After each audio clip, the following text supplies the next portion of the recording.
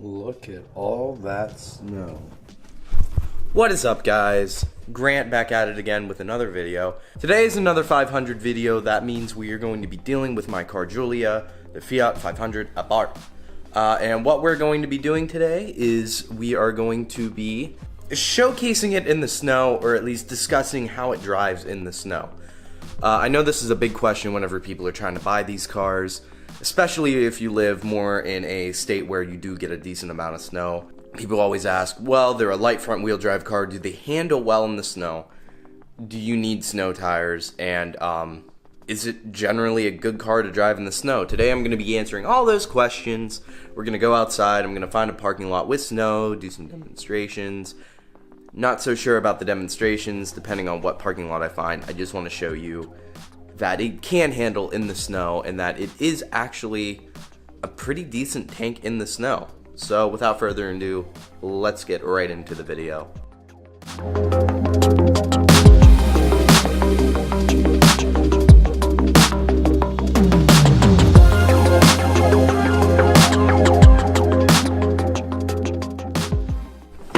So it is still snowy out, which is a good thing, but the bad part is trying to find a place to do this stuff. Now, I'm going to start her up. Then I want to show you what tires I'm running, because that's very important.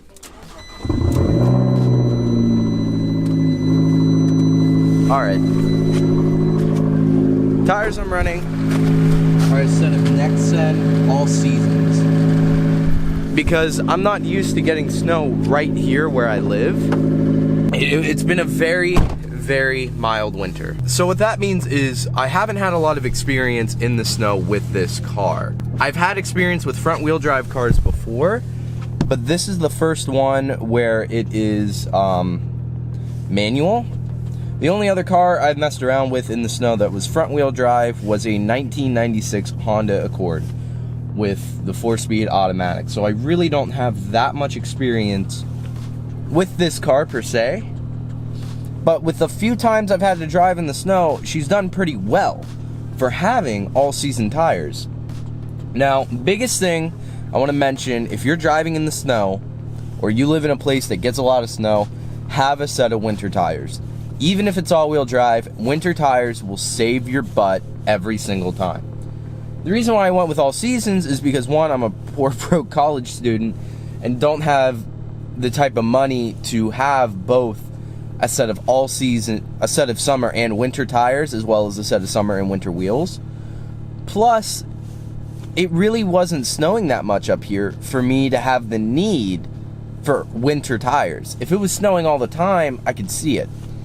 But considering that literally all the ground here is basically clear and just wet, a set of good all seasons will do you good in my situation. Not everybody's situation is the same. It all depends on what you're trying to do and where you are driving.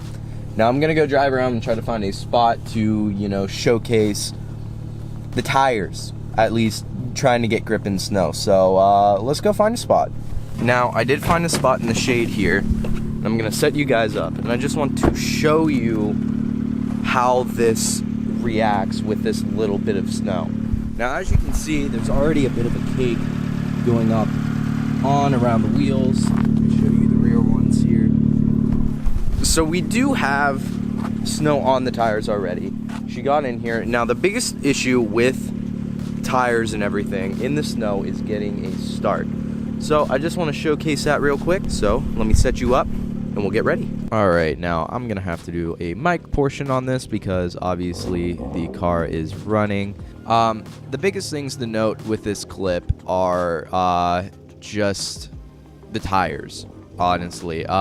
What I'm doing for the back and forth motions that you see or have sawn, I'm feathering the clutch a little bit, just a little bit, not a lot. You don't need to feather the clutch a lot, but I am feathering it. This last clip here is me basically dropping the clutch slightly, more like how I normally would do it, except, you know, it's in the snow and traction control was on. Now, one of the biggest things I've noticed about this car, whenever you lose traction, throttle response is 0. Since this thing has an electronic throttle and I have traction control on, it recognizes that there's a slippage in the front wheels, so it sort of just dials down your throttle a lot. Now, I might be wrong on this, but this is just what I think's happening. It might be something else. If any other 500 owners know what's going on whenever I have traction control on. Now, I haven't tried this with traction control off because I really don't feel like doing it because I'm in my apartment complex and I don't want to get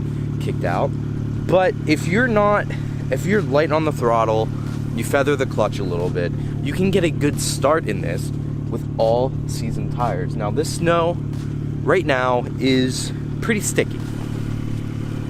It's pretty sticky snow. It's not fresh. It's been laying here a while. It gets packed down very easily. The biggest issue that happens with snow when it gets packed down is it becomes ice. And ice is the biggest issue you have with driving a car in the snow. It is not the snow itself. I'd rather have the snow below my feet than that. I just have to explain something here real quick. What I meant by stuff being cleared and packed down ice. What I was pointing at there was a treated road, but I was meaning the roads that aren't treated in people who just keep driving over the same exact tracks. Snow gets so packed down that it basically turns into ice and then you can't find any traction. I just wanted to clarify that real quick. That's packed down, not treated, just packed down ice. This has been treated properly with salt and has been plowed, so I don't have any issue with that. Now, let's get back into the car because I want to talk a little bit more about some of my experiences driving this in the snow. Because a lot of the stuff, it's hard to showcase on video. A lot of the stuff I have had from experience and not per se trying to film a video saying, hey, this is how the Fiat 500 Abarth handles in the snow. So let's go, hop back in, we'll find a parking spot, I'll talk to you guys real quick. Alright, here's the thing. So I've had little to no experience in this car driving in the snow. I've only had this winter season properly driving in the snow. So I'm not exactly an expert on this, but I have had some experience driving in the snow with this car this year. Specifically, there was one time I was entering a highway per se. It was the Parkway here in Pittsburgh, and I sort of lost traction a little bit, and I went sideways. For a little bit, I corrected myself and got back on. This was before I had the new Nexen tires. Actually, my car set up back then, in front were the stock Continentals, and on the rear were a set of bald Nexen all-season tires. Now that, to me, is a little, that's not good traction. The rear broke out, and I've had issues beforehand, not in the snow, but in the wet with the rears. There was this one time where I was just cruising along, and I kind of forgot my turn, or forgot to prepare for my turn. So I'm sitting there, I'm driving, and it's like, crap, I need to turn. I was in third gear, and I'm like, I should be fine. Went into the corner, rear just broke out. Didn't crash into a ditch, stayed on the road. I was fine, car was fine, but that's what happens whenever you have bad tires. Now, is this a preachy video about having good tires? Yeah, basically. You should have really good tires on your vehicle. Your tires are the first thing that comes in contact with the road. That's your grip. You could have the most powerful car ever, but if you don't have a good set of tires, there's no way to put that power down. As a lot of you guys know, I do play Forza Horizon 4, and the first thing I always upgrade on my cars on there are my tires and my brakes. Those are the two most important things that help a car perform. Tires and brakes. So many people preach, if you want to do a track build, if you want to have a good fun car, the first thing you should do are your tires. Now, I do have a new set of tires, but the first thing I did was more of a short shifter. There's this ongoing argument of what you should be doing first in terms of modifying a car. People do say tires, like I mentioned beforehand. People are like, yes, you should have a set of tires. But other people say that you should do brakes first, or other people say you should have a short shifter to get your feel down. It all depends on preference.